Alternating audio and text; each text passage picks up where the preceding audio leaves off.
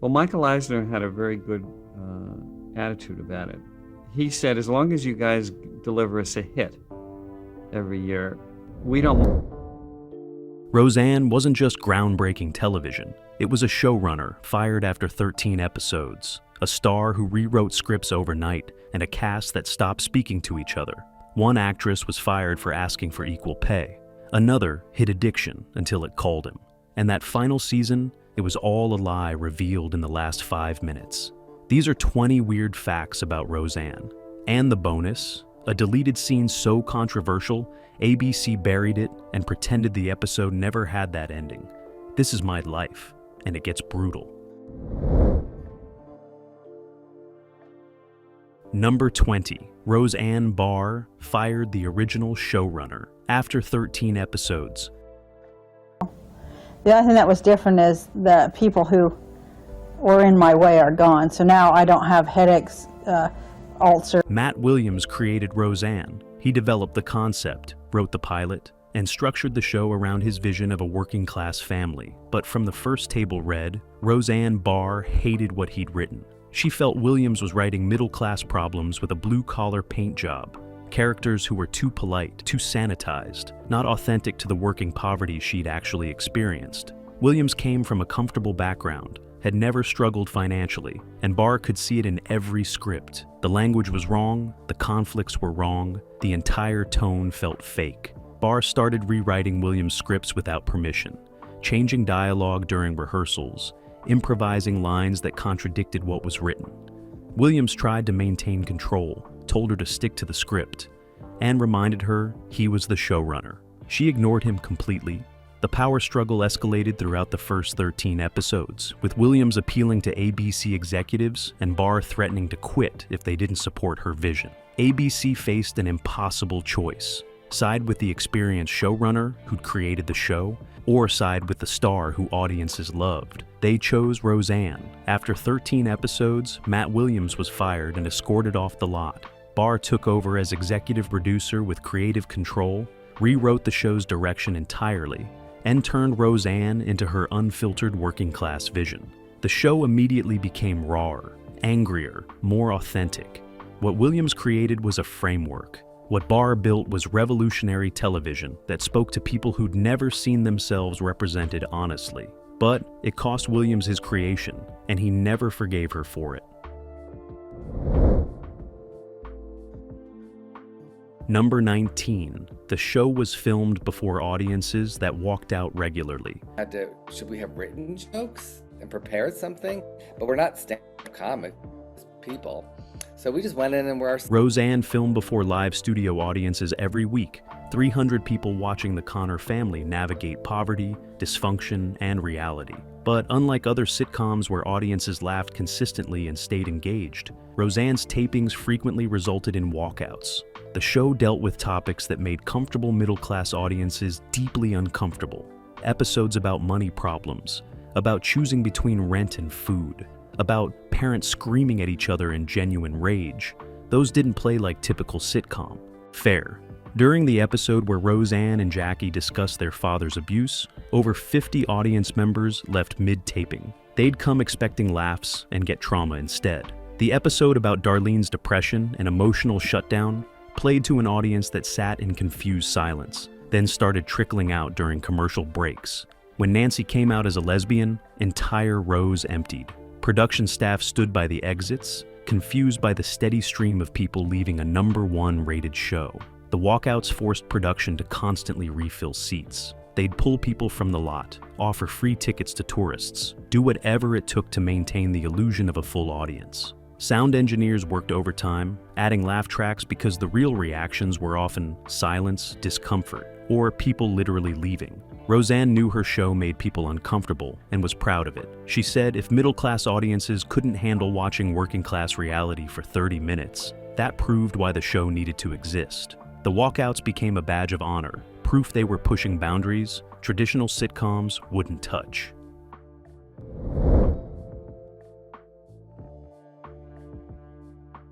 Number 18. John Goodman begged to be written out multiple times. I better see me some cake fetching going on here. Right now. I mean it. Don't make me come over there. I had problems of my own, as we know. I was ready to move on. And Dan Connor was the heart of Roseanne, the gentle giant balancing Roseanne's chaos. But John Goodman was miserable. The television schedule was grueling, 10 months a year trapped in the same basement set, playing the same character, dealing with Roseanne Barr's increasingly erratic behavior. His film career was exploding with The Big Lebowski, Barton Fink, and other projects. He wanted out. Starting in season 4, Goodman went to producers multiple times asking to be released from his contract, or called off, so he could pursue movies full-time. Roseanne refused every time. She told him the show didn't work without Dan, that she couldn't do it without him, that the audience needed him. She offered him more money, reduced shooting schedules, anything to keep him. ABC backed her up, knowing Dan's departure would damage the show irreparably. So Goodman stayed, contractually obligated, growing more resentful each season. His frustration became visible on screen. Dan's warmth felt forced in later seasons, his energy depleted. By season 8, Goodman was openly complaining in the interviews about wanting to leave, about feeling trapped, about the show running too long. He'd agreed to 8 seasons maximum and made it clear that was it. He was done. Then came the heart attack storyline that seemed to write him out perfectly. Goodman thought he was finally free. But Roseanne demanded a 9th season, and ABC threatened lawsuits if he broke his contract. He came back for season 9 barely present, appearing in minimal episodes, his commitment visibly gone. Dan Connor stayed, but John Goodman had checked out completely. Number 17. The original Becky was fired for asking for equal pay. Give us cake. woman, my son here wants cake. So's your man. I better see. The official story is that Lisi Goranson left, Roseanne to attend Vassar College, and that it was her choice to pursue education over acting. That's partially true, but deliberately incomplete. Goranson did want to go to college, but she planned to do both, attending school while filming during breaks like many young actors. The real reason she left was money and respect. During season 5, Goranson noticed she and Sarah Gilbert had similar screen time, similar importance to storylines, and similar fan response.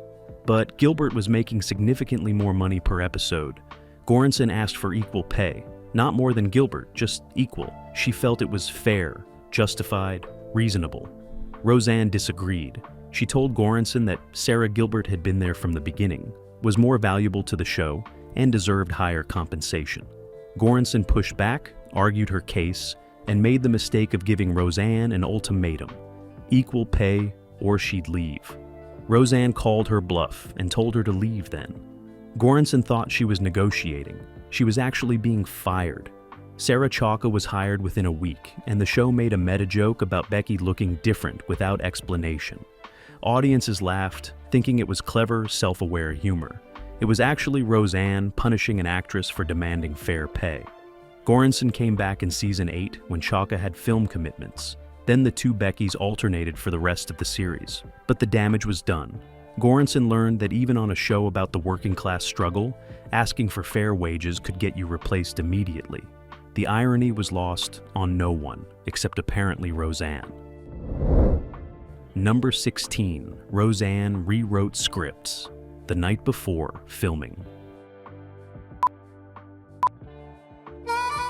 Thank you for bringing our family back together, but most of all, Lord. The Roseanne writer's room was a nightmare. Professional television writers would spend weeks crafting scripts, breaking stories, polishing dialogue, creating episodes they were proud of. They'd submit final drafts to Roseanne for approval, and she'd destroy them. Not offer notes or suggestions, completely rewrite them from scratch the night before filming. Writers would show up to set in the morning and find their episode was now something entirely different, with new scenes, different jokes, changed character motivations. The cast dreaded table reads because nobody knew what they were reading until that moment. Scripts distributed the night before bore no resemblance to scripts from the previous week. Actors couldn't prepare, couldn't develop their performances, were constantly scrambling to learn new material.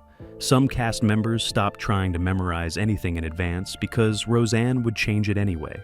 She'd rewrite during rehearsals, between takes, even during live tapings if something wasn't working how she wanted. Writers quit constantly, unable to handle having months of work destroyed without consultation or explanation. The show went through more writing staff than any sitcom in television history. Some writers lasted less than a month before walking out in frustration. Those who stayed learned to treat their scripts as rough drafts, knowing Roseanne would do whatever she wanted regardless. The Writers Guild received complaints about working conditions, but Roseanne's power made her untouchable. She was the show, the star, and the final word on everything. Writers were just temporary employees serving her vision. Number 15. The lottery storyline was created. Because Roseanne was bored.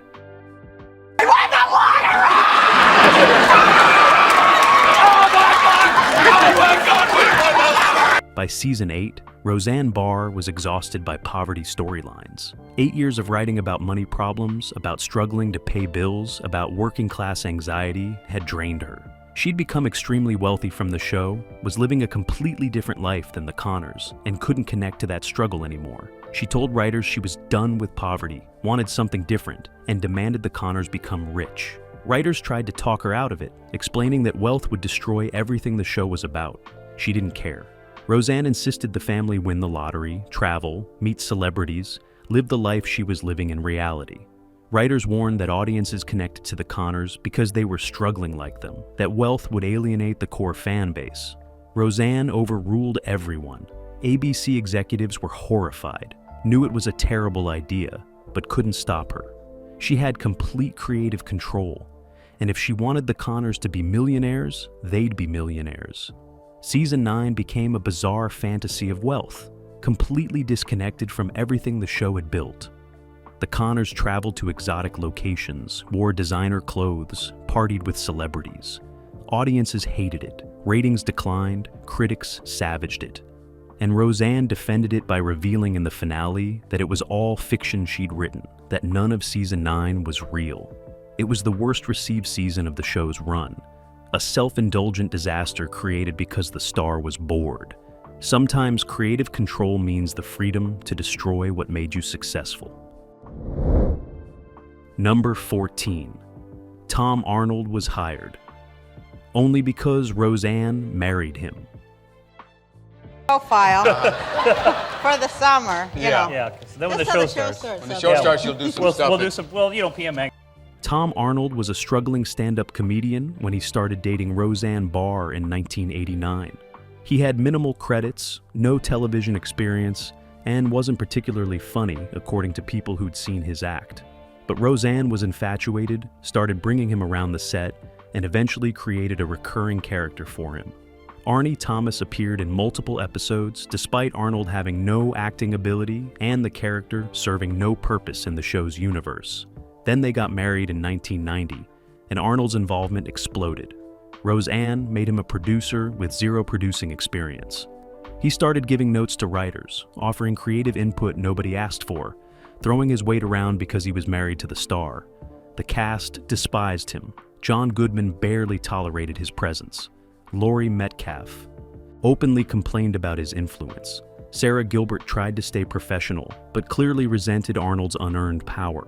Arnold would sit in the writer's room, contributing nothing useful, interrupt production with suggestions, and generally make everyone's job harder. He was there solely because of his relationship with Roseanne, and everyone knew it. When they divorced in 1994, Arnold was immediately removed from the show, and all his credits disappeared. His entire career had been manufactured by marriage, and without Roseanne, he had nothing. The cast celebrated his departure privately, finally free of someone they'd been forced to work with for years. Sometimes nepotism is too obvious to ignore. Number 13. The final season was entirely a hallucination. Town don't mistake me for Anna Nicole Smith and her old husband. The series finale's final scene revealed something that enraged fans. Everything in season 9 was fiction. Roseanne had been writing a book in her basement about an alternate version of her life. The lottery never happened, the travel and wealth were fantasy, and most devastating, Dan was dead. He'd actually died from his heart attack at the end of season 8. The entire 9th season was Roseanne's grief-fueled fiction, rewriting reality to cope with losing her husband. The twist meant audiences had wasted an entire season on lies. 24 episodes of storylines that didn't matter, character development that wasn't real, moments that never happened. Fans felt betrayed, manipulated, angry at having invested time in fiction within fiction. The finale aired, and the backlash was immediate and brutal. Message boards exploded with rage. Critics called it one of the worst series finales in television history. Even cast members privately admitted they hated it. Roseanne defended the ending, saying it was artistic and honest about how people cope with trauma through fiction. But the execution was catastrophic, revealing Dan's death in the last 5 minutes of the series, after audiences had watched him alive all season, felt cruel. The finale tried to be profound and ended up being infuriating. It tainted the show's legacy, turning the final season into something fans actively avoid rewatching. 20 years later, when the revival happened, they ignored the finale completely, brought Dan back alive, and pretended season 9 never existed. Even Roseanne eventually admitted the ending was a mistake. Number 12. Roseanne fired writers who disagreed with her. They were still married at the time, and we had 21 writers on our show. And the very first day of filming, she had us all line up, and they printed t-shirts with numbers. And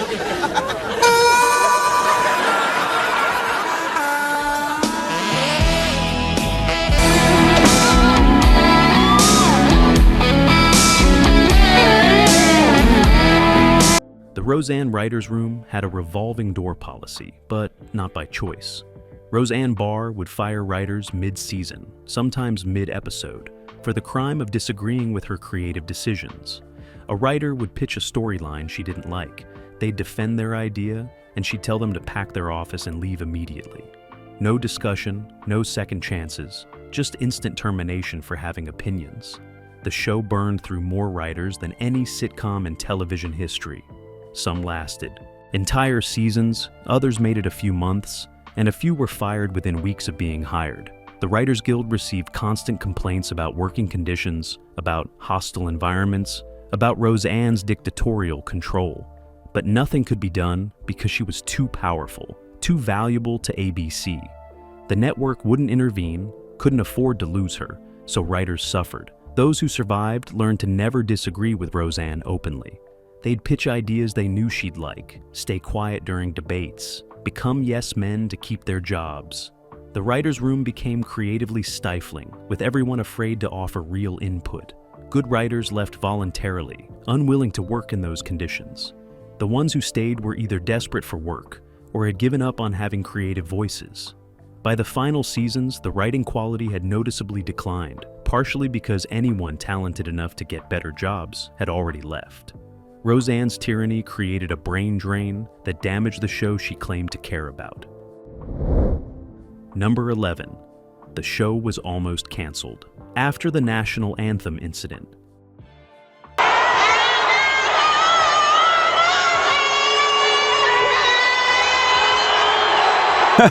So I tried to make it funny. It was funny. Thank you. Yeah, it was funny. I think it's funny too. My grandkids. in July 1990, Roseanne Barr was invited to sing the national anthem at a San Diego Padres baseball game. It became one of the most controversial moments in television history. She sang off key, grabbed her crotch, and spit, a deliberate mockery that outraged America. The backlash was immediate and ferocious. Veterans groups condemned her. Politicians called her unpatriotic. Parents groups demanded ABC cancel her show. The network was flooded with calls, letters, and threats from sponsors to pull advertising. ABC executives held emergency meetings about canceling Roseanne entirely. The show was #1 in ratings, but the public relations nightmare was unprecedented. Major advertisers threatened to walk if she wasn't fired. The network calculated costs, trying to determine if they could survive without their biggest hit. For weeks, Roseanne's future was genuinely uncertain. She issued a half-hearted apology, claimed she was just trying to be funny, but the damage was done. Only the ratings saved her. The controversy actually increased viewership as people tuned in to see if the show would address it. ABC realized canceling would create an even bigger story and cost them millions. So they kept Roseanne, weathered the storm, and let the scandal fade slowly. But the network never forgot how close they'd come to losing everything because of her behavior. It set a pattern where Roseanne's actions constantly threatened the show's existence, but her ratings power made her uncancelable. She'd learned she could do almost anything and survive as long as audiences kept watching. Number 10, Laurie Metcalf's real pregnancy was written in, then written out. I'm pregnant. What? Well, I just wanted to tell you that I've been thinking about it, and I've come to the conclusion that it's never coming out. Never. Laurie Metcalf got pregnant during season 6, and the show wrote it into Jackie's storyline. Her character would have a baby, become a mother, deal with single parenthood. It seemed like a natural progression for Jackie, giving her character growth and new challenges. Metcalf gave birth, returned to work, and the baby storyline continued for a few episodes. Then Roseanne Barr decided she hated it. The baby was disrupting production, requiring special accommodations, changing Jackie's dynamic in ways Barr didn't like. So Roseanne just stopped writing about the baby. Andy appeared occasionally, but was mostly absent, barely mentioned, essentially erased from Jackie's life without explanation. Metcalf was furious, but powerless. Her real pregnancy had been used for storyline purposes, then discarded when it became inconvenient. The baby existed in theory, but disappeared in practice, occasionally referenced but never seen. A ghost child that Jackie apparently forgot about. For the rest of the series, Andy was the show's biggest continuity error. Jackie would have scenes at Roseanne's house without her child, go on trips without mentioning childcare, live her life as if she wasn't a mother. Fans noticed and complained constantly. Where's the baby? Did Jackie abandon her child? The show never addressed it, never explained, just pretended the storyline they'd committed to didn't exist anymore. It was disrespectful to Metcalf, confusing to audiences, and proof that Roseanne's whims mattered more than narrative consistency. Number 9, the show's budget was the lowest in prime time.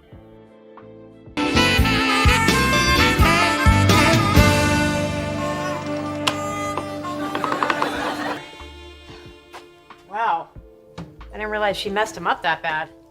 Well, it's not. Roseanne was consistently the #1 rated show on television from 1989 through 1992. It brought ABC massive advertising revenue, dominated its time slot, and was a cultural phenomenon. But the network kept the production budget minimal, far below what other top-rated shows received.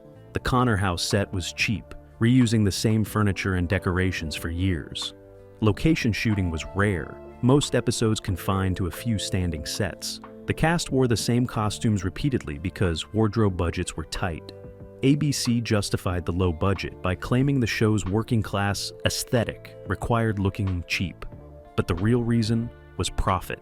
The network was making hundreds of millions from Roseanne while spending as little as possible on production. The cast resented it deeply.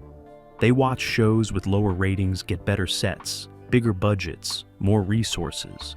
Roseanne herself was making enormous amounts, but everyone else felt underpaid and under-resourced.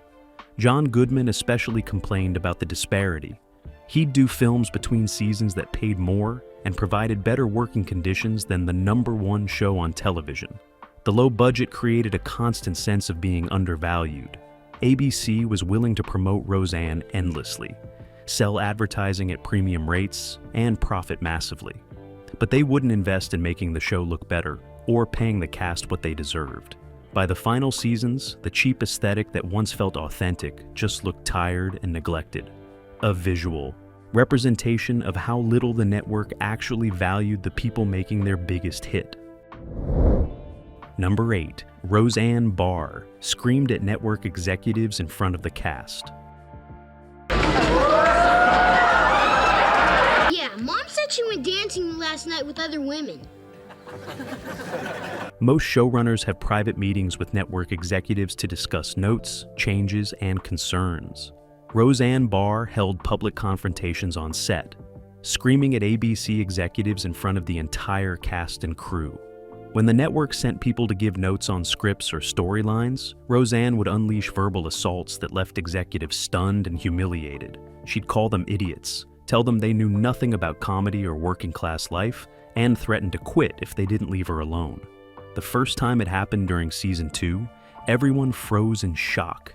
A network executive made a suggestion about softening a scene, and Roseanne exploded. She screamed that ABC didn't understand her show, that their notes were destroying it, that she'd rather cancel it than compromise. The executive tried to respond, and she screamed louder, telling him to get off her set. He left, humiliated, and ABC learned not to send people who couldn't handle abuse. The cast watched these meltdowns with mixed feelings. Some admired Roseanne's willingness to fight for creative control. Others were horrified by the unprofessionalism and cruelty. But everyone understood the power dynamic had reversed. Normally, networks controlled stars. With Roseanne, the star controlled the network. ABC needed her more than she needed them, and she weaponized that leverage constantly. Executives learned to communicate through intermediaries, send notes in writing, and avoid direct contact whenever possible. Roseanne had turned the network into her employees, and they took the abuse because they had no choice. Number 7. Glenn Quinn's addiction problems were hidden from audiences. It was great, Jen. Well, Great. Roseanne family. Yeah, it was very, very powerful, and the show is dedicated to his memory. And Glenn Quinn played Mark Healy, Becky's boyfriend turned husband. Behind his charming Irish accent and bad boy image, Quinn was struggling with serious heroin addiction during the show's run. It started recreationally in the early 90s, then spiraled into dependency by season 7. Quinn would show up to set high, forget lines, nod off between takes. The cast knew immediately what was happening, recognized the signs, but production tried to manage it quietly. Cast members covered for him constantly. When Quinn couldn't remember blocking, others would guide him physically. When he slurred dialogue, they'd request retakes citing technical issues. John Goodman especially tried to protect Quinn, taking him aside, offering help, encouraging treatment. But Quinn wasn't ready to get clean. The addiction was too strong, the denial too deep. By the final season, his screen time was reduced significantly because directors couldn't trust him to perform consistently. After the show ended, Quinn's addiction worsened dramatically. He bounced between rehab facilities, tried to continue acting, but the drugs had destroyed his career prospects. In December 2002, at age 32, Glenn Quinn died of a heroin overdose in a friend's home. The cast was devastated, but not surprised. They had watched him deteriorate for years, tried to help, failed to save him.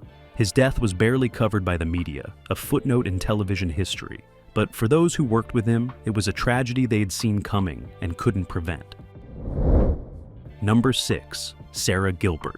Came out during production, but stayed closeted publicly. oh, I got 6 sticks of dynamite strapped under here. The first chuckle takes us all. During season 6, Sarah Gilbert told her castmates she was gay. It wasn't a dramatic announcement, just honest conversations with people she trusted. The cast was supportive, protective, and completely understanding. But ABC executives had a very different reaction. When they learned Gilbert was gay, they called emergency meetings with her representatives. The network was terrified of losing conservative viewers, worried about backlash, concerned about the show's family-friendly image. ABC made it clear that Gilbert could not come out publicly while the show aired. They couldn't force her to stay closeted legally, but they strongly suggested her career would suffer if she went public. The implication was clear: come out and lose opportunities, or stay quiet and keep working. Gilbert was 19 years old, still building her career, and faced an impossible choice. She chose silence, living authentically in private while maintaining a carefully neutral public image. For 3 more seasons, Gilbert did interviews where she avoided questions about dating, deflected personal inquiries, and protected a secret everyone in Hollywood knew. The cast watched her struggle with the pressure, saw how it affected her mental health, but couldn't intervene. ABC's homophobia held her hostage. Gilbert didn't officially come out until 2010, 16 years after Roseanne ended. By then, she'd built enough career security to survive potential backlash. But those years of forced closeting, of living a double life for network comfort, left scars. The show that claimed to represent authentic working-class life forced its star to hide her authentic self.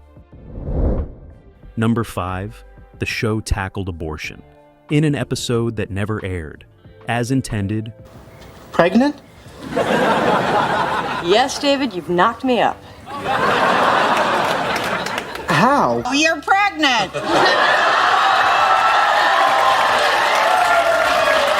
Roseanne Barr wanted to do an abortion episode. She pitched it for season 8, a storyline where Darlene gets pregnant unexpectedly and decides to terminate. It would be honest, realistic, showing a young woman making a difficult choice without judgment. Barr felt it was important that working-class families dealt with these decisions constantly, that television needed to show abortion as a valid option.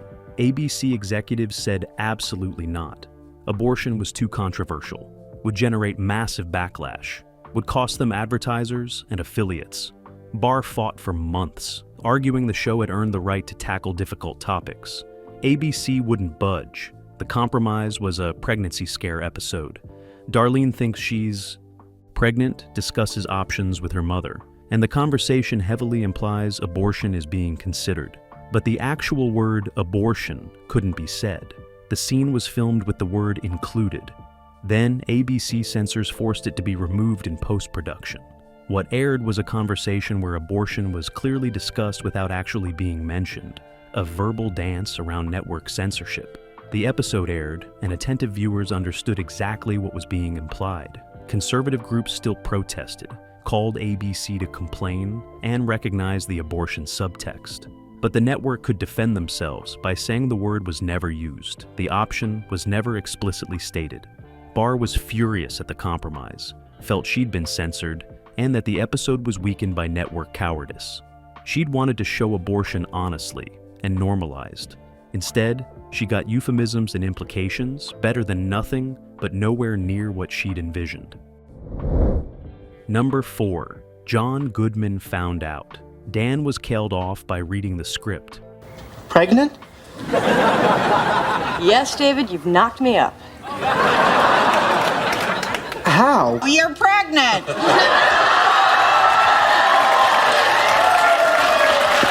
John Goodman thought he understood the plan. Dan would have a heart attack at Darlene's wedding in the season 8 finale, a dramatic cliffhanger that would carry into season 9. He'd survive, the family would deal with his recovery, and Dan would continue being the emotional center of the show. That's what Roseanne told him during production, what he believed throughout filming. Then he received the script for the series finale months later and discovered he'd been lied to. The twist ending revealed Dan had actually died from a heart attack. The entire 9th season where he appeared alive was fiction Roseanne had written. Goodman was furious. He called Roseanne immediately, demanding to know why she hadn't consulted him, why she'd made this massive decision about his character without telling him. Roseanne said she wanted it to be a surprise, that his genuine confusion during season 9 would make the reveal more impactful.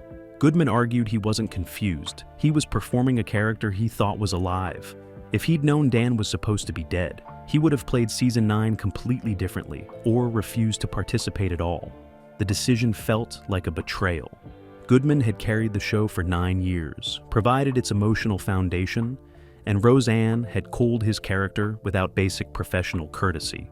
He fulfilled his contractual obligations, filmed his minimal season 9 appearances, but the relationship was permanently damaged. When the finale aired revealing Dan's death, Goodman was as shocked as audiences despite having read the script, because he still couldn't believe Roseanne had actually done it.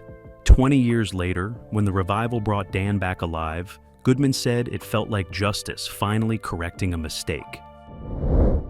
Number 3, the cast stopped speaking to Roseanne.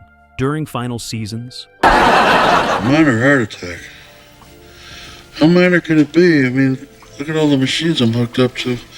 If I was On the set for rehearsal, the hair on my arms just jumped off my skin. By seasons 8 and 9, the warm family dynamic visible on screen was completely manufactured.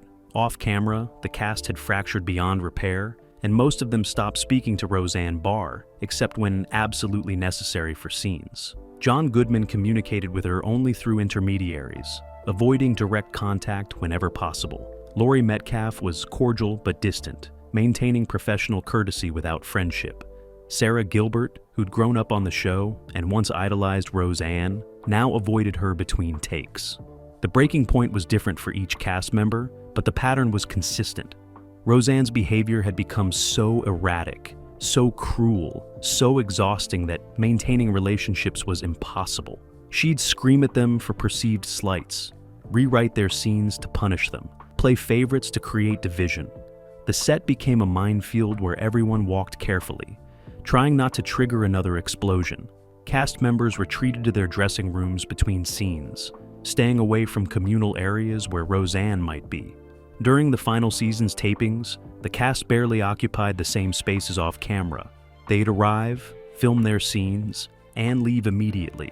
The wrap party after the finale was awkward and brief, with most cast members making excuses to leave early. They'd spent nearly a decade together, but ended as colleagues who couldn't wait to escape each other.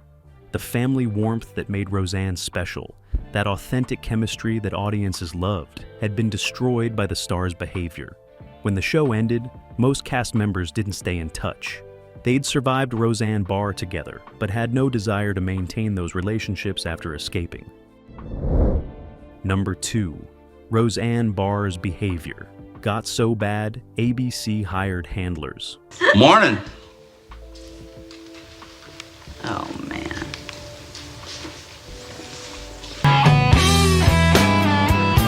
God, it was so weird doing all the Christmas shopping without you this year. Well, yeah, you didn't have anybody to carry your heavy stuff or... By season 7, Roseanne Barr's behavior had escalated to the point where ABC couldn't manage her anymore through normal channels. She'd fire people impulsively, scream at executives, threaten to quit multiple times per week, hold production hostage with her moods. The network was losing money on delays, dealing with constant HR complaints, and watching their biggest star spiral out of control. So, they made an unusual decision. They hired handlers, essentially professional babysitters, whose job was managing Roseanne's tantrums and preventing her from destroying production. These handlers were experienced producers and therapists trained in dealing with difficult personalities. Their job was absorbing Roseanne's abuse so everyone else could work. When she wanted to fire someone, the handlers would talk her down, convince her to wait, and diffuse the situation. When she threatened to quit, they'd spend hours negotiating, listening to her complaints, making her feel heard. When she screamed at network executives, the handlers would step between them, redirect her rage at themselves instead. It was degrading work, being professionally abused for money. But the handlers were paid extremely well to be human shields. Roseanne would scream at them, call them names, and treat them like servants. They'd absorb it all professionally, knowing it was the job. Cast members watched these interactions with mixed feelings. Relief that someone else was dealing with Roseanne's worst behavior, but also guilt that people were being paid to accept abuse. The handlers lasted varying lengths of time. Some made it a full season. Others quit within months, unable to handle the constant verbal assault. But ABC kept hiring new ones because without handlers, production would have collapsed entirely. Number 1. The show was supposed to end after season 8.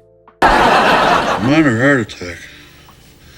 How minor could it be? I mean, look at all the machines I'm hooked up to. If I was... Television's all about turning stereotypes upside down, and Everyone involved with Roseanne wanted it to end after season 8. The cast was exhausted, the writers were burned out. Even Roseanne Barr admitted she had nothing left creatively.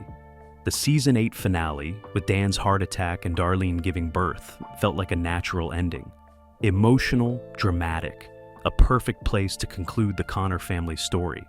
John Goodman had agreed to 8 seasons maximum and refused to commit to more.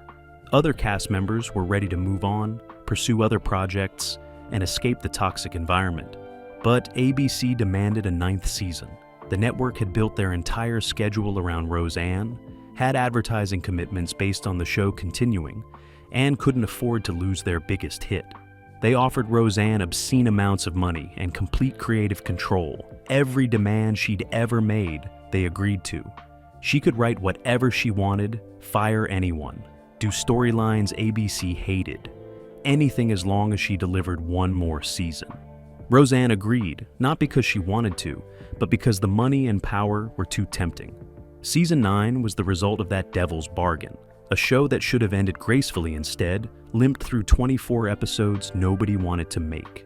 The lottery storyline, the bizarre celebrity cameos, the complete tonal shift, all of it happened because ABC couldn't let go. The finale's twist ending, revealing the entire season was fiction and Dan was dead, was Roseanne's revenge. She'd given ABC their season, but she'd made it deliberately destructive, a middle finger to the network that forced her to continue. The show's legacy was permanently damaged, but at least it was finally over. Bonus fact, the deleted scene, where Roseanne joked about domestic violence. That son of a bitch. You don't understand. He beat the crap. In season 5, during an episode about Dan and Roseanne's fighting, there was originally a scene that went too far. The script had Roseanne making a joke about Dan hitting her, playing it for laughs in their typical sarcastic banter. The joke was meant to mock sitcoms that sanitize domestic violence, to acknowledge that the Connors fought seriously sometimes. But when they filmed it before the studio audience, the reaction was dead silence, followed by uncomfortable shifting. The joke landed wrong, too dark, too real for a show that walked the line between authentic working-class life and comedy. Production staff watched the audience's reaction and immediately knew they had a problem. This wasn't edgy humor, it was triggering content for people who'd experienced real domestic violence. After the taping, producers debated whether to keep it, thinking maybe it would play better in context without the live audience present. They showed the rough cut to ABC standards and practices, who rejected it immediately.